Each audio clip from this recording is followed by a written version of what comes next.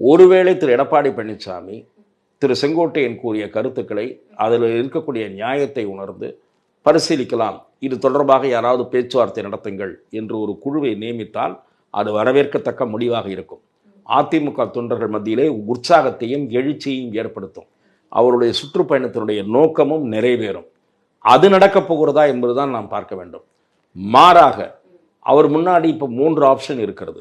ஒன்று, திரு செங்கோட்டையன் அளித்த பேட்டி பற்றி கண்டுகொள்ளாமல் இருப்பது, அல்லது திரு செங்கோட்டையனுக்கு திரு KP முனுசாமி அல்லது ஜெயக்குமாரை விட்டு பதிலளிப்பது, மூன்றாவது ஆப்ஷன் அவரை கட்சியை விட்டு நீக்குவது. இந்த 3இல் அவர் எதை செய்ய போகிறார் என்பதை நாம் பொறுத்திருந்து பார்க்க வேண்டும். நான் சொல்லுகிற ஆப்ஷன், அதாவது ஒரு குழுவை அமைத்து திரு செங்கோட்டையன் என்ன நினைக்கிறார், அதே போல் நீங்கள் அந்த 6 பேரில் மீதி 5 பேர் இருக்கிறீர்கள்ல, நீங்கள் சொல்லுகிறீர்கள் எல்லாம் பிரிந்தவர்களெல்லாம் சேர்க்க வேண்டும் என்று, அதை எப்படி செயல்படுத்த வேண்டும் என்று நினைக்கிறீர்கள், அவர்களை எப்படி அகாமடேட் செய்ய வேண்டும் என்று சொல்லுகிறீர்கள், புதிதாக கட்சிக்குள் பிரச்சனை வராமல் இதை எப்படி நிறைவேற்றுவது என்று யோசித்தால் அது அந்த அதிமுகவுக்கு ஆரோக்கியத்தை ஊட்டுவதாக, அந்த கட்சி சரியான திசையில் பயணிப்பதற்கு உதவும். எடப்பாடி பழனிசாமி அவர்களை பொதுச் செயலாளராக ஏற்றுக்கொண்டுதான் இவர்களெல்லாம் இணைய வேண்டும். அந்த முடிவில் மாற்றம் இருந்தால் திரு எடப்பாடி பழனிசாமி ஏற்க மாட்டார்.